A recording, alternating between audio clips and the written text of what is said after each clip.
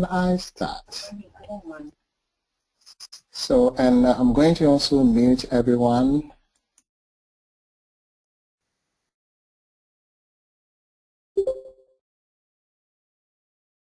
And okay, I'm going to mute everyone. So if you have any question, you can type in. So just want to introduce myself again. My name is Philip Edu. I'm one of the methodology experts at MCADE. And today I'm going to present about qualitative data analysis. And I'm going to give you information about the big picture of qualitative data analysis. And I'm going to also talk about manual coding and also electronic coding, or we call it software-aided coding. And I will be focusing on Nvivo. And then during my presentation, if you have any questions, feel free to type in the question, and I'll be very happy to address them for you. So let's start the process. You know, it's very important for you to think about this. You went to collect data from participants. And after collecting the data, you want to develop themes and then be able to use the themes to address your research question.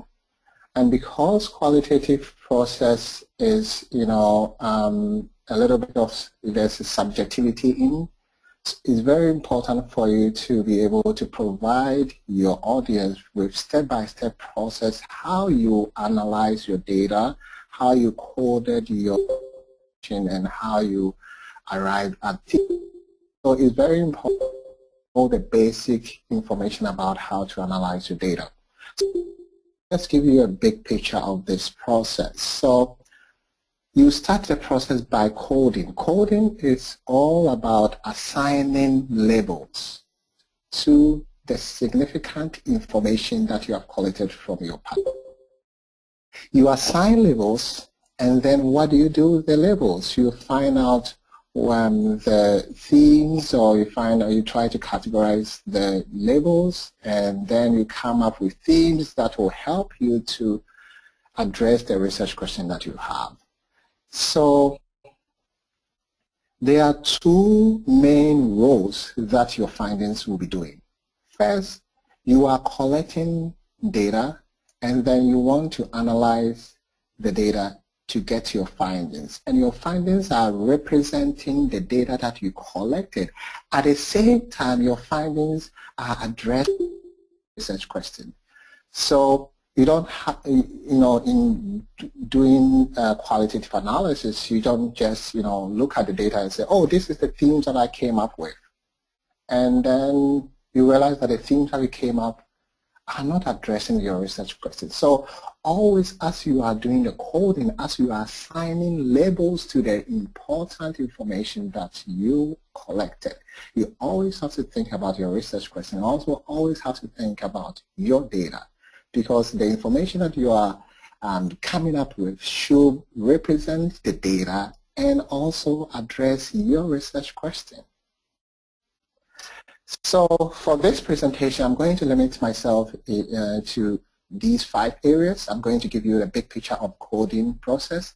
The second part is to also give you information about the coding methods, and I'll talk more about that, and also give you information about the differences between manual coding and electronic coding. And the next one is to talk about the manual coding process using a Word document. And lastly, I'm going to also walk you through Nvivo and also give you information about the basic functions that you have to know in order to be able to use the software well for you to be able to address your research question that you have. So this is the big picture. Coding is about assigning labels. So this means that you collected information from participants. They gave you information about their experience. They gave you real specific information. And so what you are doing is you are going to develop themes, and as themes you are getting closer to general information and abstract.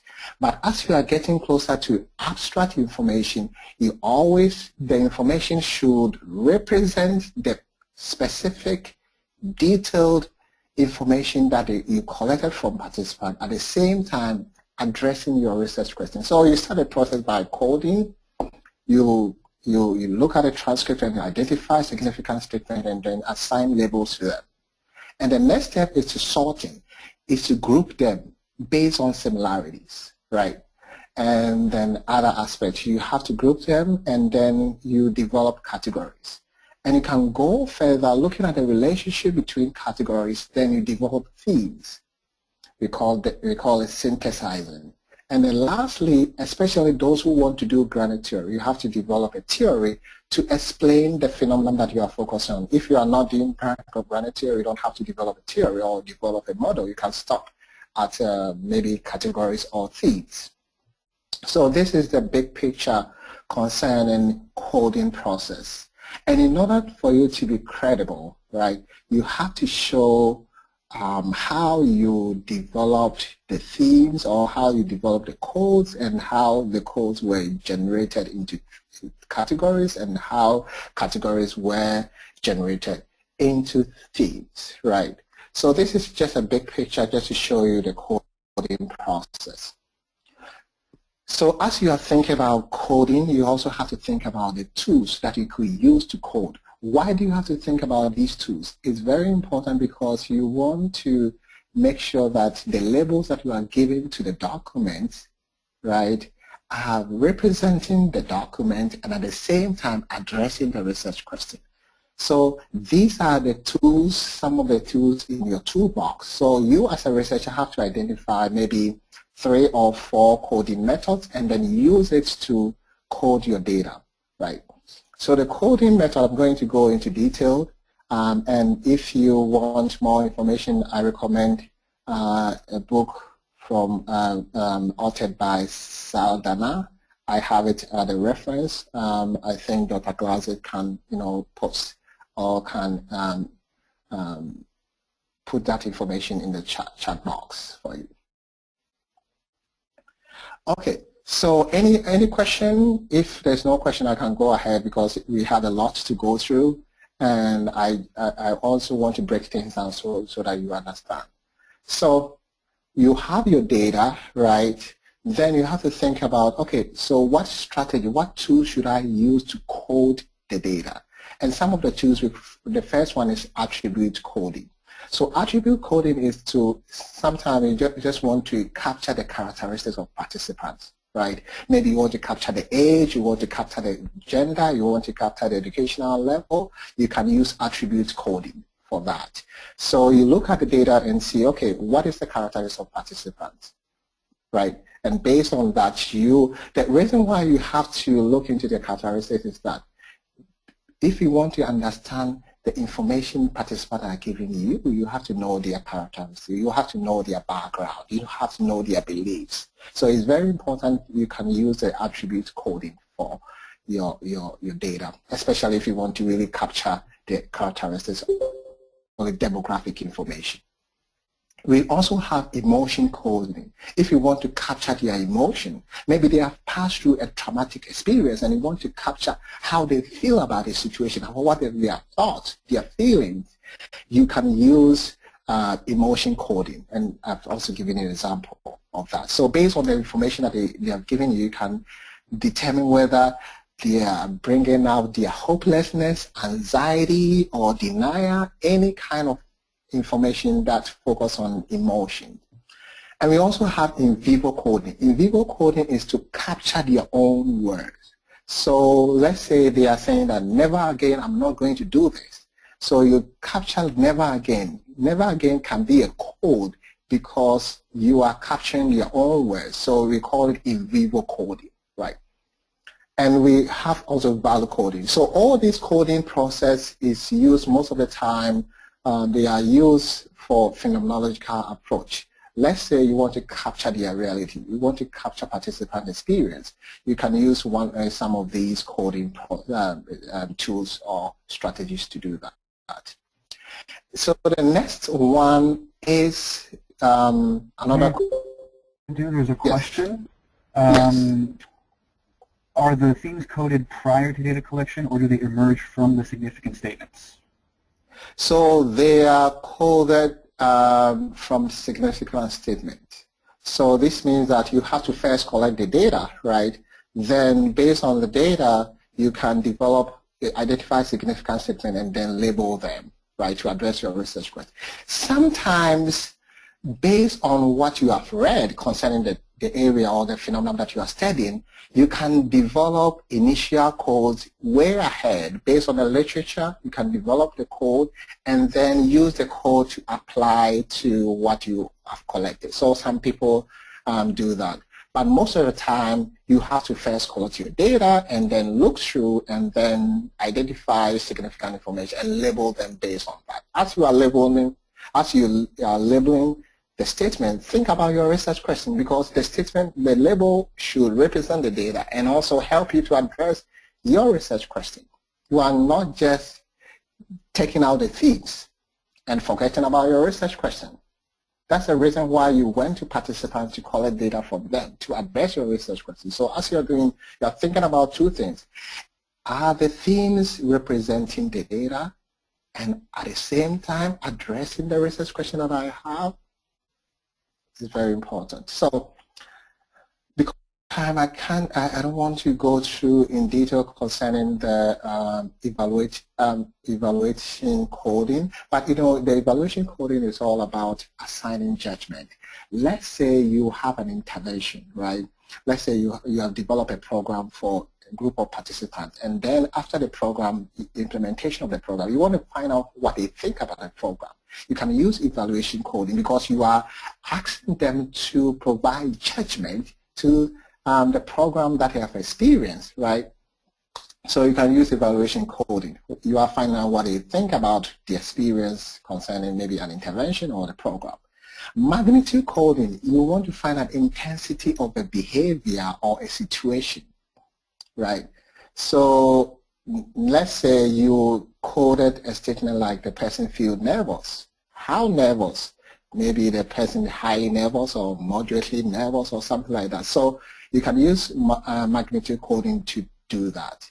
The process coding focus on behavior like walking, cooking, checking, emails, making. So anything like observable activity, especially when you are doing an observation, you can use a process coding. Teaming data. This is one of the frequently used code because you are just identifying the themes, right, based on what you have read from the transcript. So these are examples. When you read you read the book that I make reference to, they have about 32 coding tools. These are the main ones that I want to talk about because of time. So I've already talked about this. Dr. Glazik, do you have any question for me? Any question coming in? There is another question which I think you were in the process of addressing, but maybe you can confirm this for everyone. The choice of coding strategy should be based on the research question, right? And maybe Perfect. also the theoretical conceptual framework. Perfect. Most of the time, it's sometimes very difficult for you to identify the coding strategy. So what you have to think about is what kind of information do you want to get out of the data? What is your research question that you want to address? Do you want participants to talk about the experience? Then you can use Nvivo coding and you can use maybe value coding. So it depends on the research question, and also it depends on what information do you want to get out of the information that they have given you. I did a presentation on how to choose a coding strategy. If you can email me, I'll be able to send you the PowerPoint. I think that will give you more information about how to choose the right coding strategy. And also I recommend that you have access to the book. Saldana book is very good. It gives you all the coding strategies. It gives you example and also how to apply for your study. So it's very good. So the essence of identifying a coding strategy is to be consistent, because if you are focusing on, let's say, capturing the emotions of participants and you didn't use emotional coding, you might code certain statements that will not help you to address your research question. So that's the main reason why you have to identify the coding strategy for you to be able to use, so that there will be a consistency concerning the information that you are coding. Let's say you are using process coding.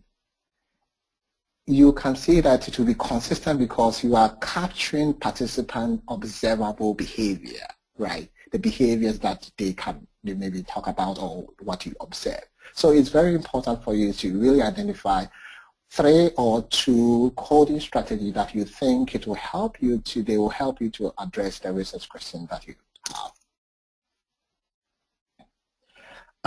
The next one that I want to talk to you about is coding tools that you can use. One is the manual coding and also electronic coding.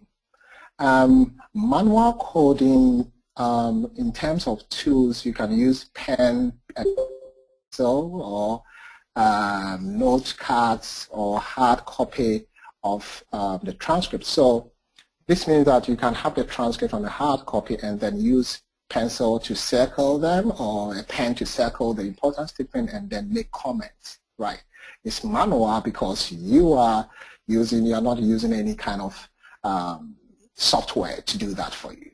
And you can also use a Word document to do that.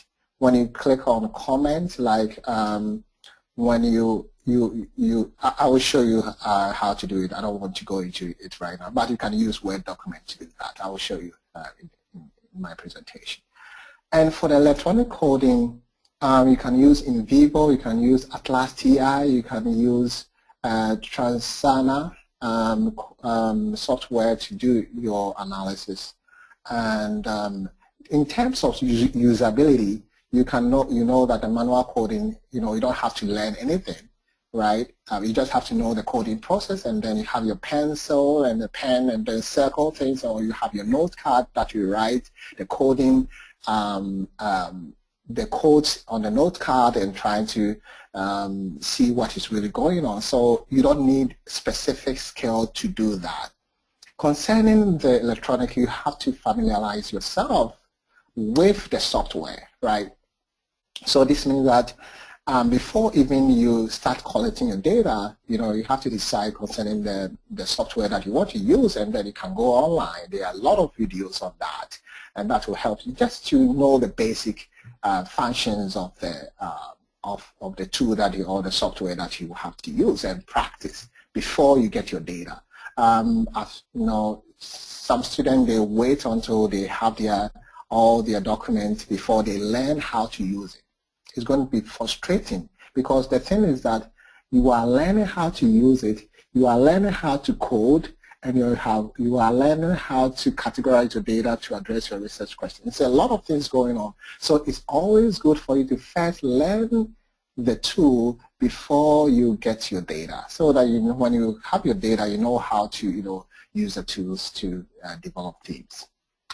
So there's a question related to this. Yes. As students, do we have access to coding software? And there's a follow-up yes. being available, but I think Nvivo is maybe the one, or Atlas TI, that the questions are referring to. Yeah, there's Nvivo is available, but it's not available for you to download like like the SPSS, which is free for all students. Nvivo, you can get access if you go to our campuses. They have them in some of the computers, so you can use it on campus, but you can download that information. You have to buy.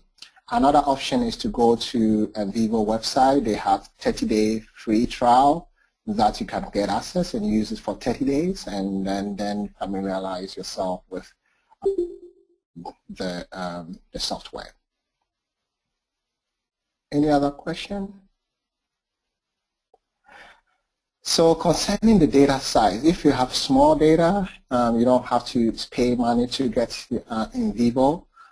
If you have a large data, including videos, audios, it's always advisable for you to get a software for you to use to analyze your data. In terms of organization, Manual coding is very time consuming. It's very time consuming, especially when you're using the pencil and the paper. You have to go through make sure that you have gone through the initial coding and make sure that you know the number of codes for each statement, and it takes a lot of time. So it's if you have large data, then I think I recommend that you should use electronic coding software, where it will help you to organize your data for you and also explore the relationship between codes and also develop memo.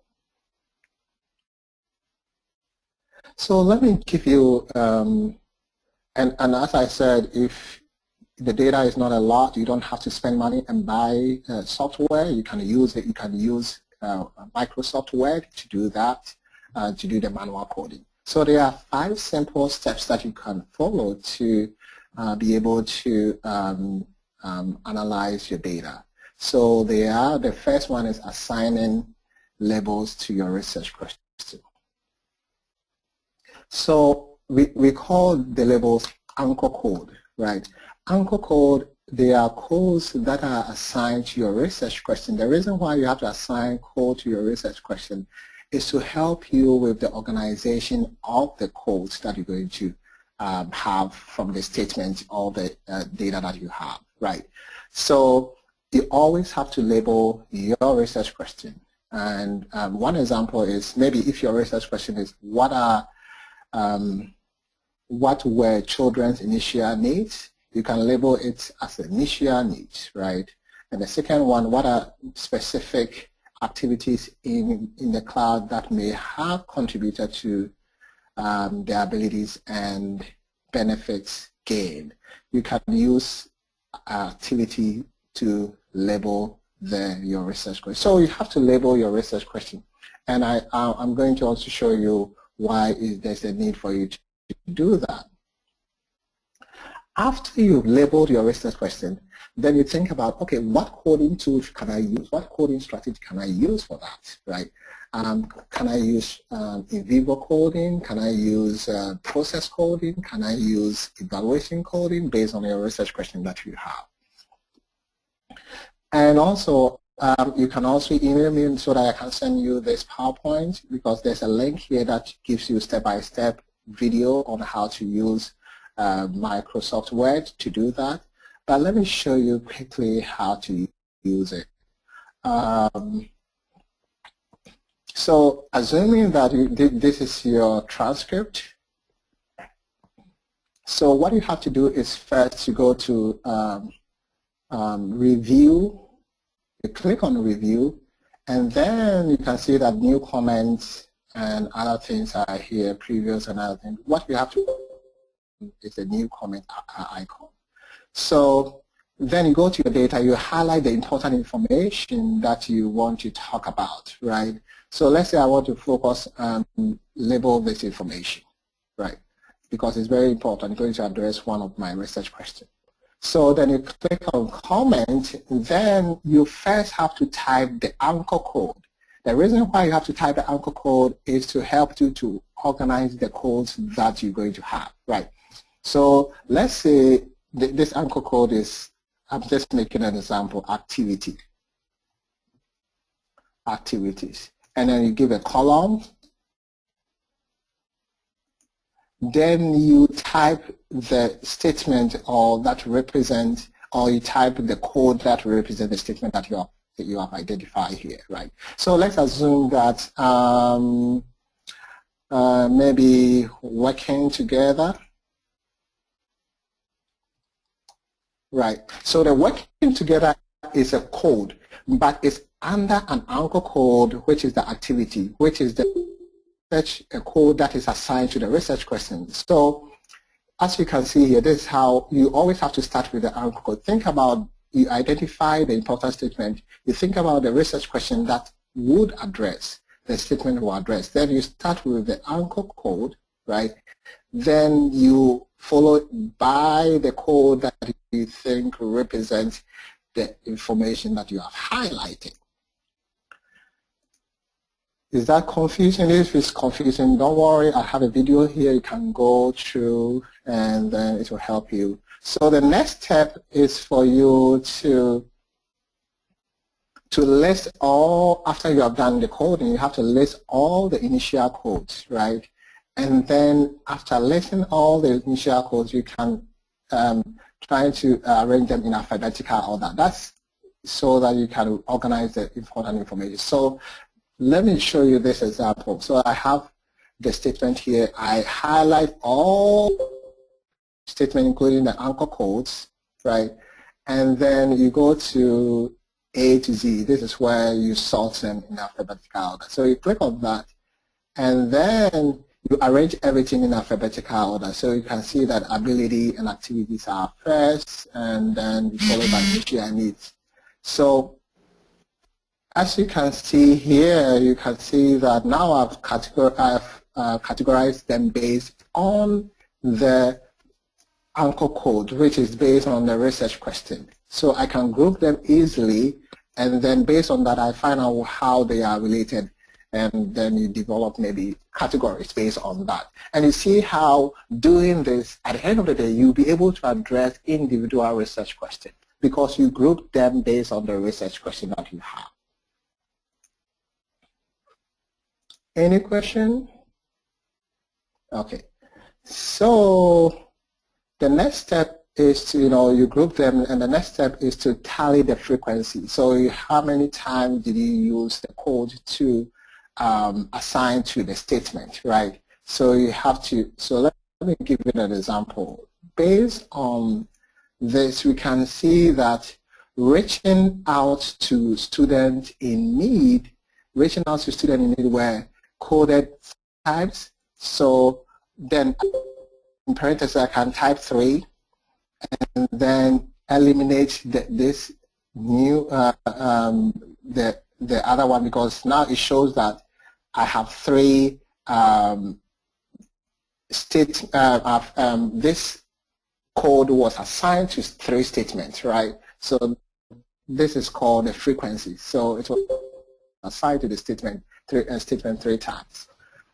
And you can look through your data and try to categorize them based on the code. So as you can see here, there's a code here called improvement of academic performance. We have 3 codes, 3 references to this code. So we just indicate the E and then delete the rest of them. So as you can see, what is happening here is that you are reducing the data based on the frequency. So you tally all the frequency, and that will give you an idea about, categorizing the data, right? So after telling the frequency, you'll be able to see, okay, how do I generate categories, right? The frequency can help you, because if you have assigned the code to statement, a lot of statements, there's a perception that that statement is being talked about a lot of times, right? So you can make that statement a category. And you can also look into the relationship between the codes, and then you can come up with a category. So you are sorting them based on the relationship, and always think about your research question as you are doing that. It's very, very important. And also look at trying to think about the statement, trying to think about the codes, and trying to think about your research question and see, okay, so what is the relationship between supportive environment and higher self-esteem, right? So what is the relationship? Can I put them together and relabel or label it as a category? And also if I label it, can that label help me to address my research question? So it's a thinking process. So this process is all about, sometimes it's just an art, right? It's also a science, but also the way I will categorize my data will be a little bit different from you, because your background, your experience, your knowledge about the topic that you are studying might be very different from mine. So it's very important for you to think through and then decide how you'll be able to develop themes from that. If you do it well, at the end of the day, you'll be able to develop themes and stories that will best represent your research question that you have, right? Or best address the research question that you have. Am I making sense? If it's a lot of information, don't worry. I'm recording everything, and you can go back and just go through the process and see how it's done. I have a lot of videos on that, and we can also meet one-on-one to have a discussion. But think about it is you have to pass through some steps for you to be able to arrive at themes for you to address the research question. So there is one question here. If I'm constantly thinking about my research question, will my results be biased? No, it's not going to be biased. Remember that a qualitative researcher, you are an instrument, right? Whether you would know it or not, there's going to be a little bias somewhere. Because your past experience, your knowledge about the topic, and the way you even ask participant questions will influence your findings, right? So in order to improve the credibility of your findings, you have to show us how you arrive at the themes. The way, if I give you this transcript for you to analyze with the same research question, you might come up with different themes altogether. Maybe because of the way you understand the topic, or you are looking at the issue from a different perspective. And it will be very different from with the way I will analyze. So in qualitative research, you are an instrument, you and the thing that you are studying, or the participant, there's a connection between you and them. There's always going to be an influence. You as a researcher have to think about, okay, what is my bias? What are my biases? What are my past experience? Can I try to put it in a basket? Can I bracket those biases so that it will not adversely affect how I analyze my data, right? So that is a thinking process, it's a personal reflection that you have to pass through. And as you are analyzing your data, we also have to engage in reflection, personal reflection. We call it a memoing, reflecting how you are analyzing your data, what you think about the data, what do you think about the themes that are coming up, what do you think about the relationship concerning the themes. This is where you document them. They are going to really help you in presenting your results and also presenting your interpretation of the findings. So it's very important for you to think about your role, think about yourself, think about your bias, think about your background, think about your knowledge about the topic as you are doing the coding process, right? Any other questions? Okay, so because you are using manual coding, there are software that you can also use to, also try to visualize your findings a little bit. One of the software that's the free software is Weddle. So you go to this website and then you can post all your codes, and then when you post them there, we can go there right now if we have time. Let me see whether we have time. Let me try to copy everything here. So I'm just showing it. So now you have your initial codes.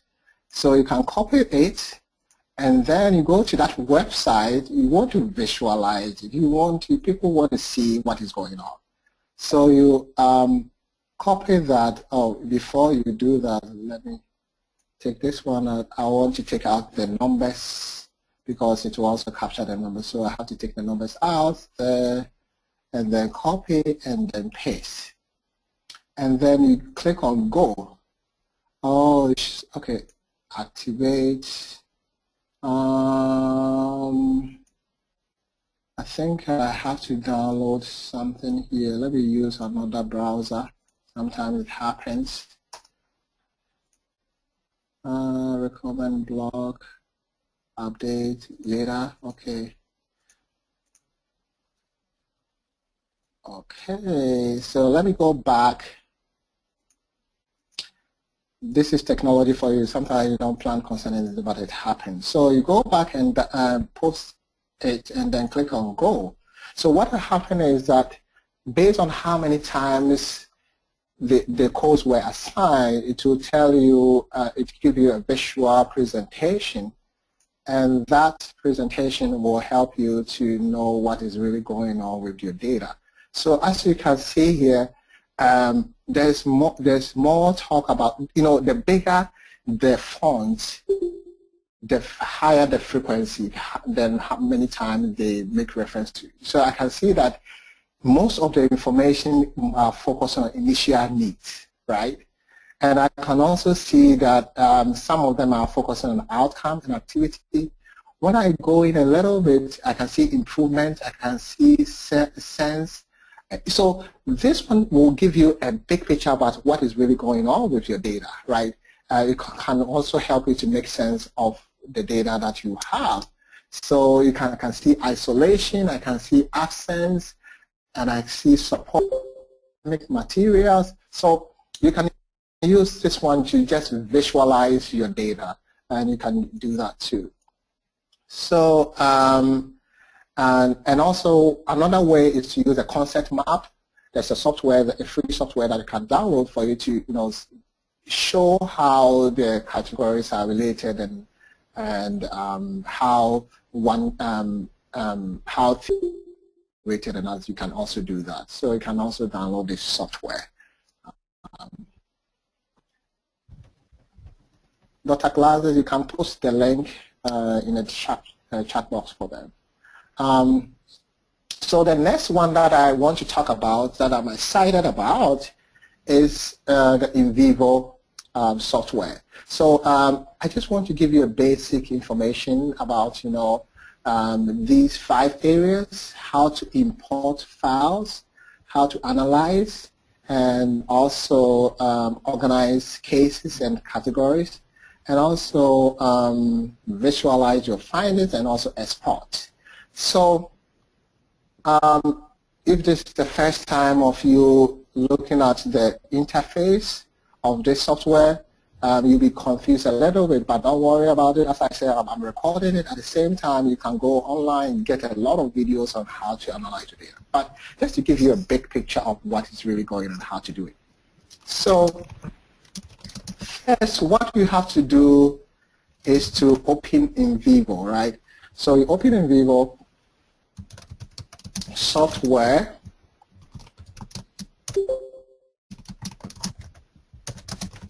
and then you can click on new project. So if you are just starting with a new project, just click on that and then name the project.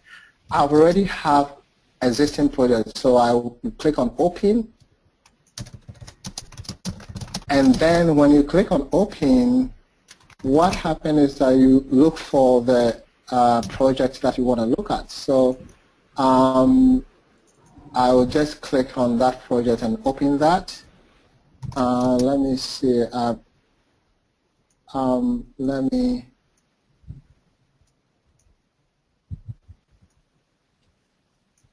Okay. So let me mute.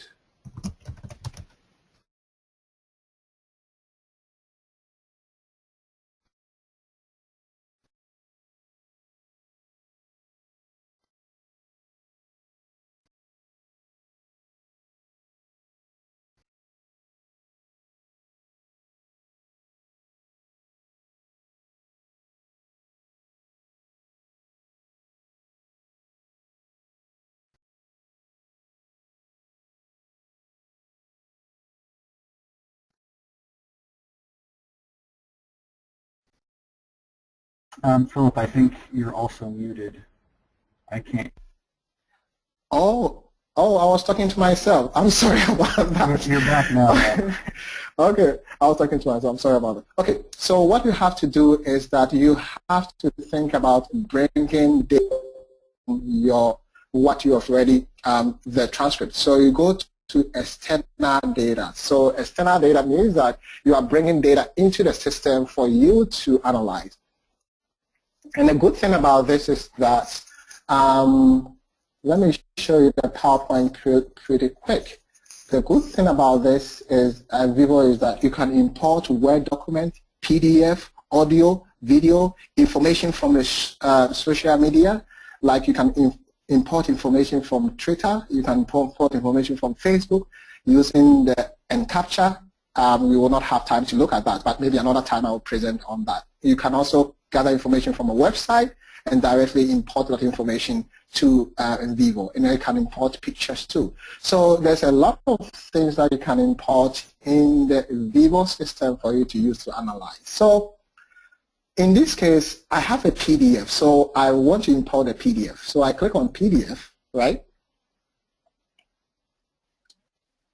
And then click on Browse and go for that information. I know where I've saved that information, so I save it under a Nvivo project.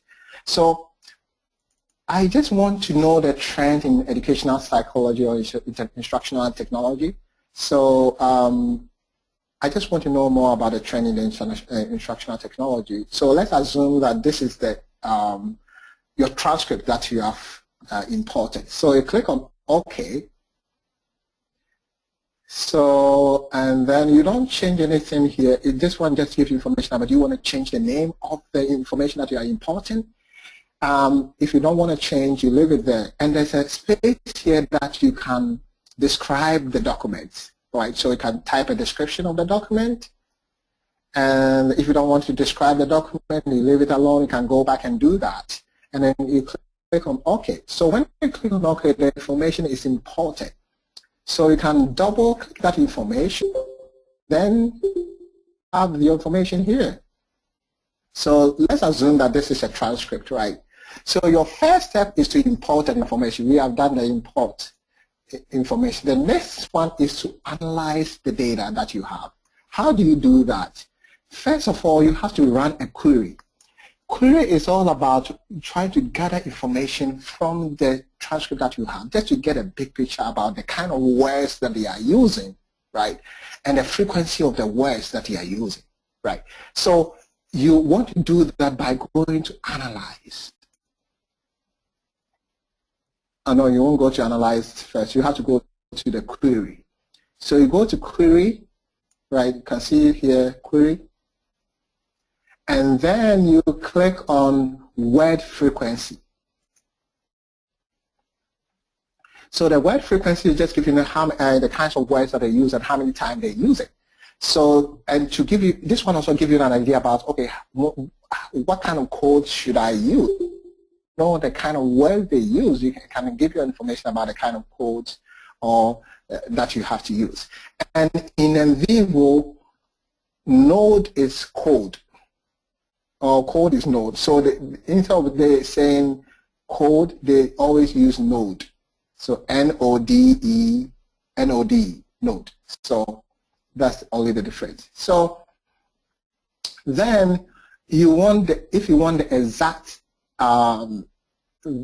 exact words, then you can leave it here. But if you want similar words too to be grouped into one, then you can shift this one to like a stem word. So let's say if it indicates like technology and gives you the frequency, it's also other aspect of it, like if it is like technological or technologies, they group them together as one variable or one word for them to run the analysis. So if you are not familiar with it, you cannot only focus on the exact by bringing it to the left side.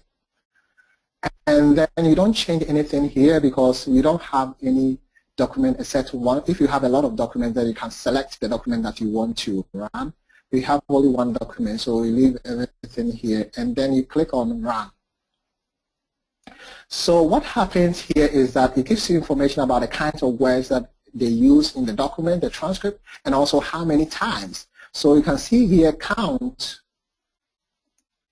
The count is how many times technology was used, right? And then I can also see that 2008 was used a lot. This means that maybe the document that I'm focusing on, the reference that the authors made was like, most of them are 2008 references, and also 2007. I can also see that students were mentioned 60 times. So, and also online were mentioned 55 times. And the nice way of looking at this is when you look at your right side, there is word cloud. So you click on the word cloud, it's the same thing as the one that I used for the other one. This, the one that I use, the online system. But the good thing is that this one is also in Nvivo. So you don't have to go to, copy all your transcript and put it online and then to run the word cloud. You can run it here for you to get the information. So, and also you can change the interface. You can change how it presents itself. If you don't like the display, you can make changes to that. You can go up here and then click on that, some of the interface here so that you can change them. So this one gives you information that technology was mentioned. As I said, the bigger the font, the higher the frequency. You can see that technology was mentioned a lot of times. So it gives you an idea that this document, they talk about technology a lot. And you can see the 2008. And the good thing is that you can double click technology, and then it will take you to places where they make reference to technology, right? So you can see that you can go to them, and also you want to see the context. Where were they talking about technology?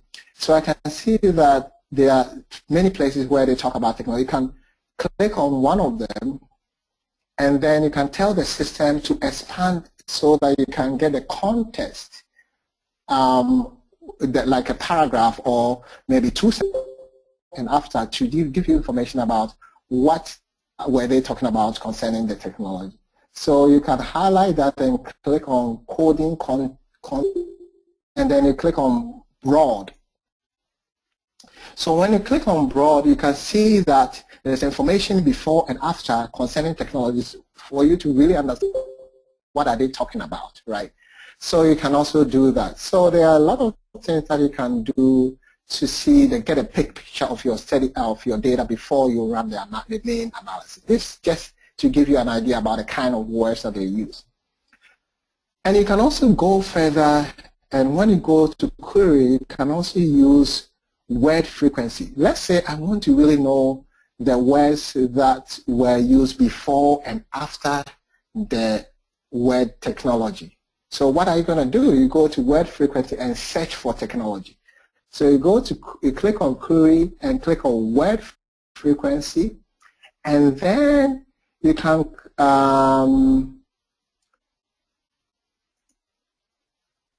you don't click on word frequency, you click on word test search. So you click on test search. The word frequency is the one that we did. So you go to test search and click on that, and the system will ask you what kind of word do you want to search. So I just want to search technology. So you type technology, and then I also want anything that are related to technology. Like maybe if there's a word like technologist or technological, everything should be searched, or I'm looking for words associated with the technology. So you can move the finding matches to the next step, which shows let me see, when you highlight a little bit to show including STEM words, so to show that information. So you move to the right, or maybe you want to focus on only that word. You don't want to focus on associate word.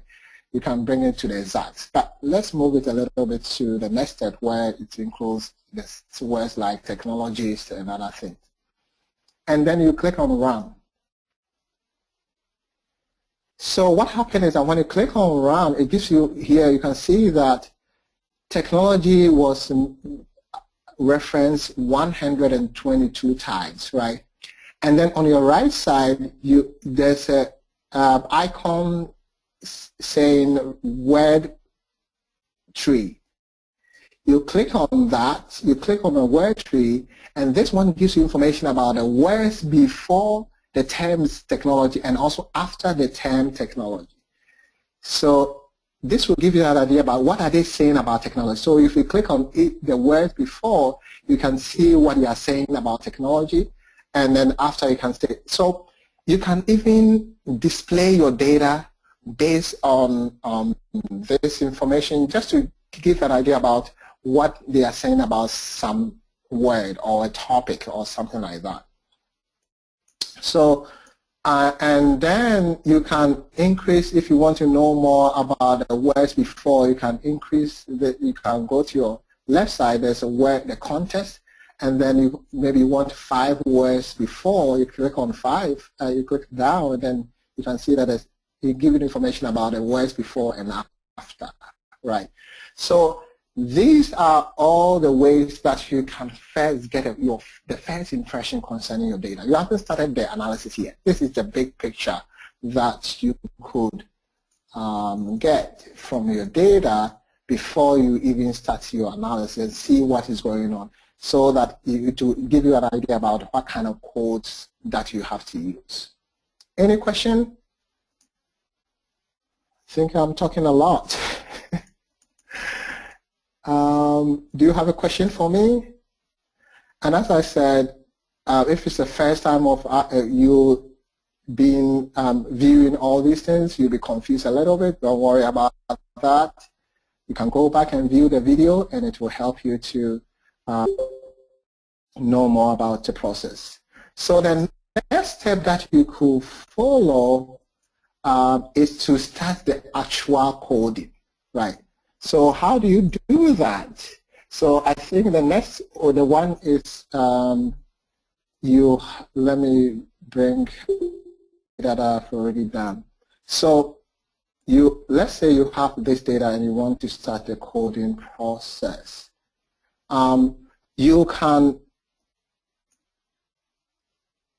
click on the items here, you read through your data, and then what you can do, you can highlight what you want to. It's just the same thing as what I did for the Microsoft Word. You highlight the words that you think is significant, or the statement that you think they are significant, and then you right-click that statement, and then you can go to code selection, and then it will give you the chance to ask you whether you want to code this for existing nodes or code, or you want to create a new node or code, right?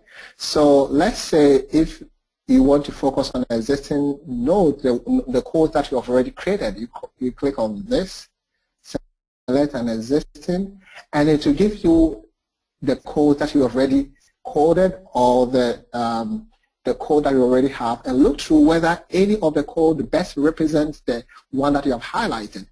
Let's assume that maybe cost control best represents, so you just choose a cost control, and then you click on OK, and then it shows that you have coded this information.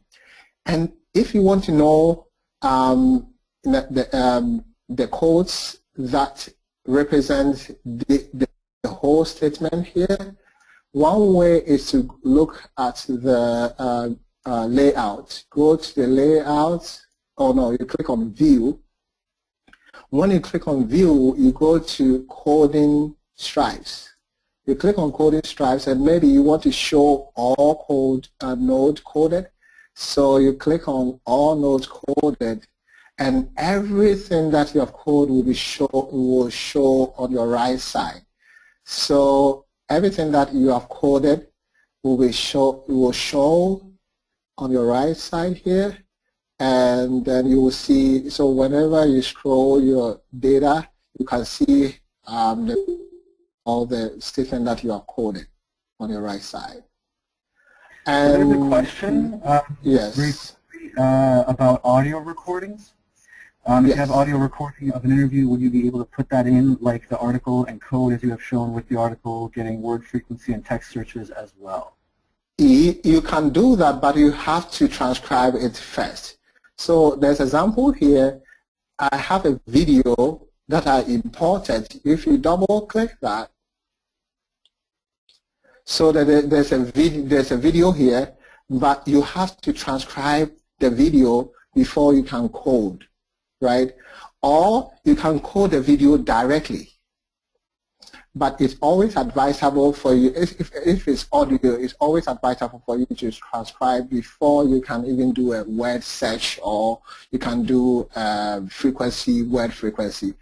If they are in audio, you can't run the word frequency and other things. You have to transcribe them first.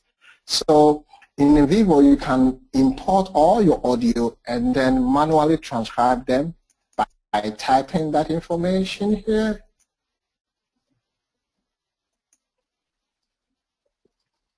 So after transcribing them, then you can start the coding process, right? So you can do that, but you have to first transcribe them first before you can run any kind of query concerning the words that they use. Any other questions?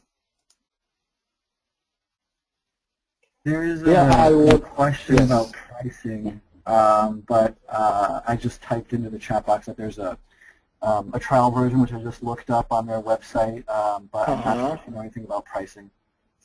Yeah, the pricing, I don't know anything about that. You just have to go, but they have pricing for students. If you're a student, they have a good price for you. So you just have to go to their website and you get more information concerning that. Okay, and concerning the coding too, there's a shortcut way of coding too. You can highlight the information that you want to code, and if you look down here, you can just click on your right side and it gives you all the codes that you have and see which one represents the one that you have highlighted.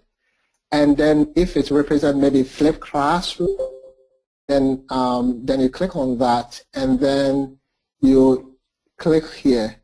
The green icon just to show that you have coded this information. So there are many ways of coding. As I said, they have a lot of videos that you can use, but there are many ways. So you can always, you have to first highlight. You can right click and go to select and then you choose the one that you want to code. So that's how you can do it. So the next one that I want to look at is to show you how to generate. Let me show you. So the next one, and also you can email me for the PowerPoint. I have a step-by-step screenshot of how to do the things here. So you can email me and I'll send you the PowerPoint for you to know the step-by-step process. So as I have it here. The next one is, generating codes. How the best way is to, so you have, you have all your nodes here. I think after you have generated all the nodes or the code here, you can think about, categorizing the code based on the similarities. One way of doing that is, let's say digital learning impact is quite related to digital transformation, and you want the digital transformation to be under this, you can just highlight that information and drop it under the second one. So you highlight it and then move it. Let me see. I'm trying to do that. It's not working. Okay. Okay, so you highlight it and drop it. So when you drop it, it now comes under the main code, right? So this one, you can just look at this and trying to categorize your data by highlighting some of the information and dropping it if they are related. So you just have to move them and drop that into a different variable or different code. One way is to, if you realize that, okay, there are about 5 themes here, 5 statements or codes here that are making reference to maybe technology, you can first click on create, and then you can create a node called technology. And then you can write a description of that, what you mean by technology. And then you can click on aggregate. This means that you're going to add other nodes to be brought under this main node. That's the theme that you have identified. So click on OK, and then now you have a node called technology here. So you want to bring all this information that you think they are talking about technology, and then you can move that information to you can move it, all of them, to the technology. You see how I've moved everything, and then when you click on plus, all the information I've moved are under here. So technology will be called parent node, and then under the parent will be called, all these nodes will be called child node. So let me show you this PowerPoint. I think so. The themes and category will be called the parent node, and also the sub-themes or anything under the parent node will be called the child node. So that's how you're going to do it.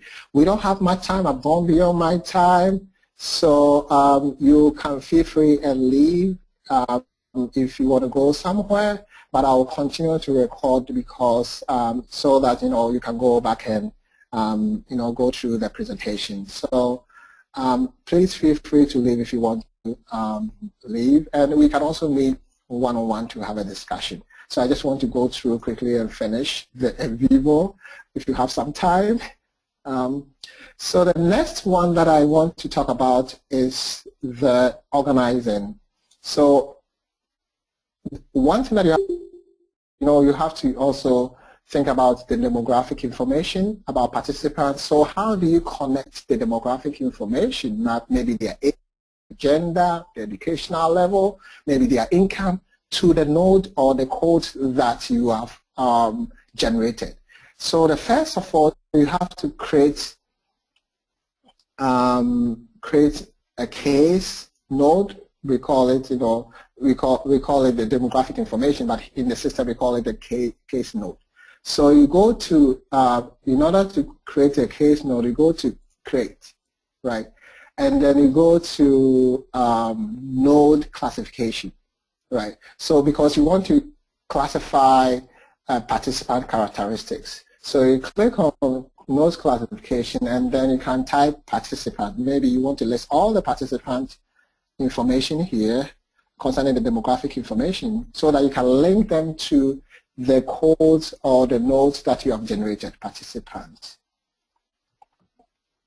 Then you can click on OK. You can click on OK.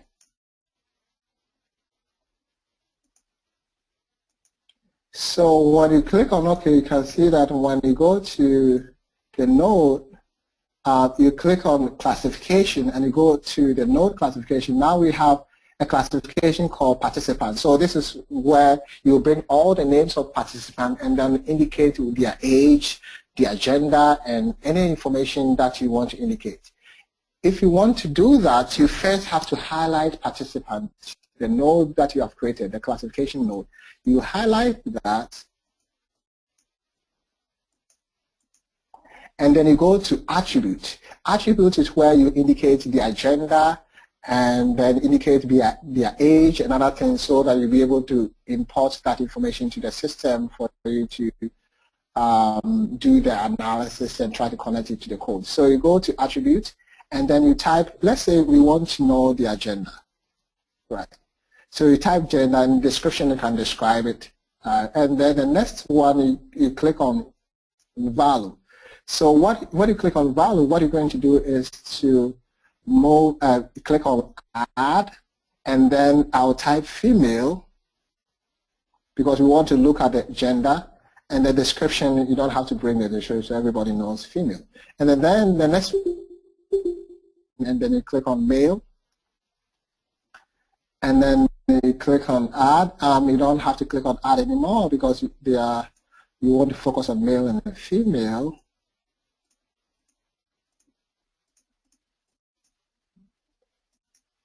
And then you click on OK. So what happened is that when you click on, now we have a variable called participant, and then we have their characteristic concerning their gender. So when you click on participant, you can see under that we have gender. So you can import the participant, you can connect participant information to this table that you have created, or this information that you have created. How can you do that? First, you have to go to node. And I've already created participant information, so I have all the lists of participants here, so I can just highlight all the lists of the participants, and I right-click that information, and then I go to classification. And then when you go to classification, it gives you, and then you move to participant, because I want to transfer all participant information to the classification that I've created, right? So that I'll be able to determine whether they are male or female. So I click on participant, and then what happens is when you go back to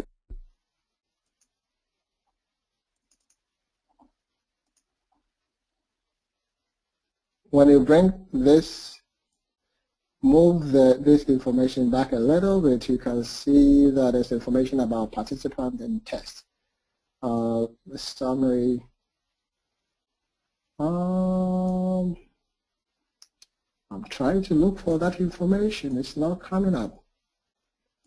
No matter what happens, you go here, you click on participant, and then I think I'll figure out that figure it out later. There's a way that after you've transferred the information, it will display all participant information.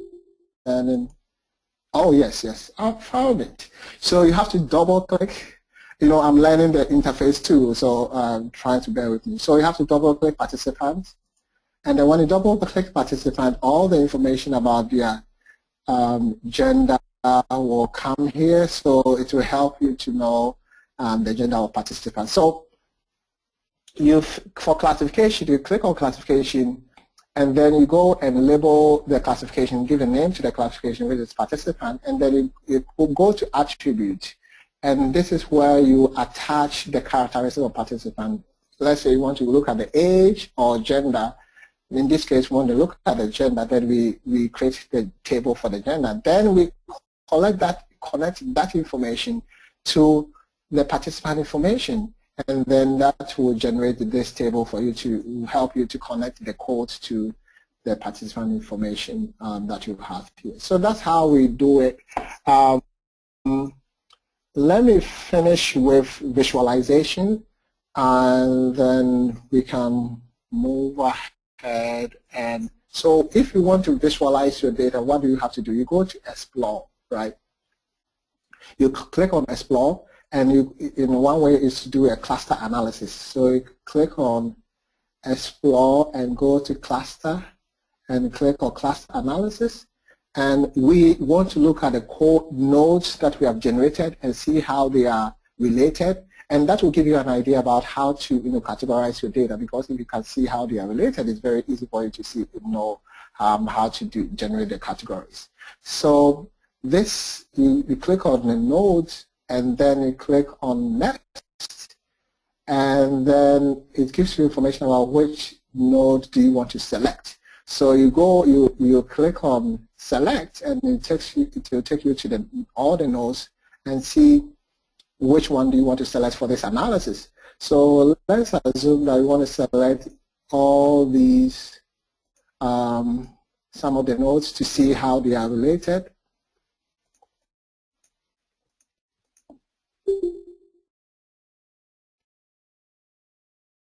and then you click on OK, and then you click on Finish.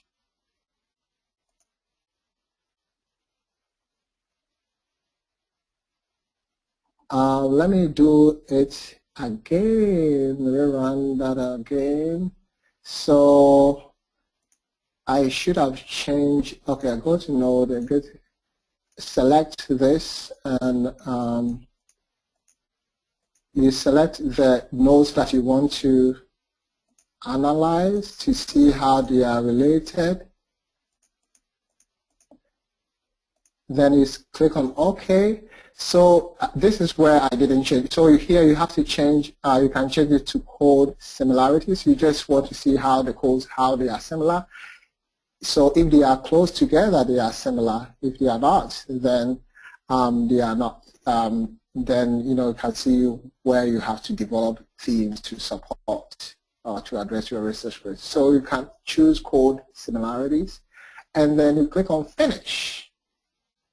So what will happen is that we'll give you this diagram, and this will give you information about, okay, the code that you have developed, how are they similar? How are they similar? So you can see that if they are close together, you can think about, okay, can I put these two codes together to and label it as a theme, or develop a theme or category to represent these two? So it will help you to decide how you want to group your data. So this one, it helps you to group your codes into various categories. So this is a way of also looking at your data. And also, you can click on this information to see how the codes are grouped together. You can see that most of the codes are grouped together. Maybe they are making reference to one similar idea. So you have to think about the content of the information that you coded, and then based on that, you'll be able to decide whether you have to group certain codes together. So there are a lot of options for you that you can click here and see how you could group your data, but you can also export this information and present as one of the ways of presenting your data visually or your findings visually. So how do you export?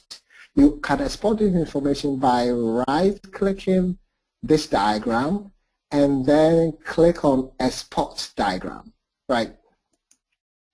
So when you click on that, it will take you to a place where you want to export the diagram. So I choose a place where I want to export, and then click on Open, and then click on OK, Save. So when you go back to the place that you have saved, you can open that, and you can see that you have a cluster, node cluster, that you can display in your data as one of their findings to show how the codes are similar to each other and how you generated things from this code. So you can export your information after you've done your analysis. And there's another way of you also exporting your codes or the nodes that you have developed. How do you do that? You just have to highlight the nodes that you want to export, and then you right-click, and then you go to Export.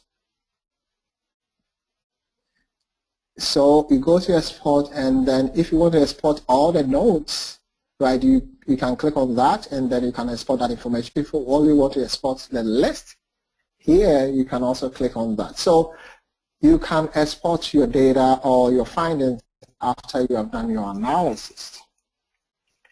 Any questions, or I do the last one, then we call it a day.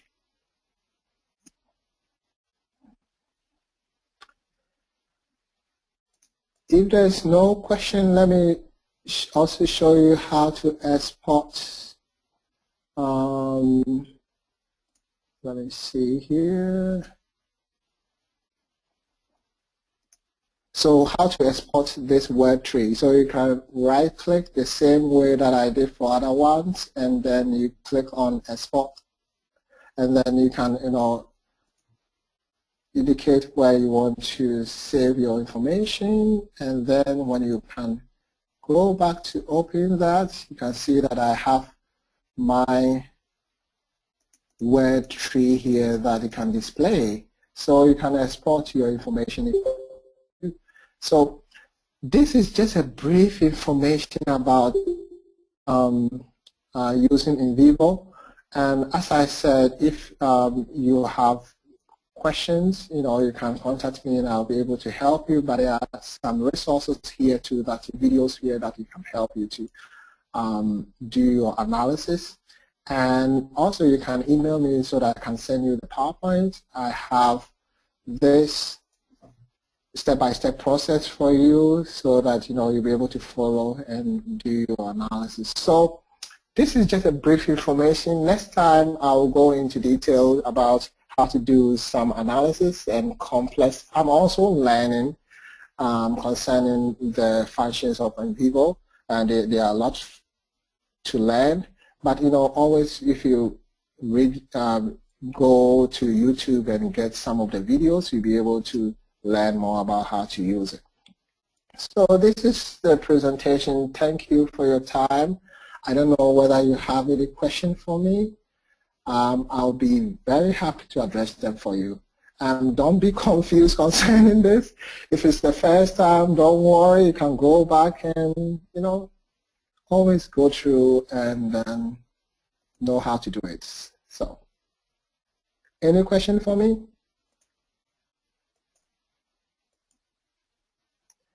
If there's no question, thank you so much for your time. Thank you, Kuba, for all the help and helping with the questions. I really appreciate your time. And I think there's a question coming in. Thank you, Jamie. Yeah, and somebody said a lot of information. Yes, a lot of information. And that's the good thing is that I've recorded it, so you can go back and play. And also, if this is the first time of you being introduced to Nvivo, you'll be confused. I was confused the first time looking at the videos and other things. But when you take your time and go through the videos or go online, there's a lot of videos that can help you. So this is what I have for you. I wish you all the best.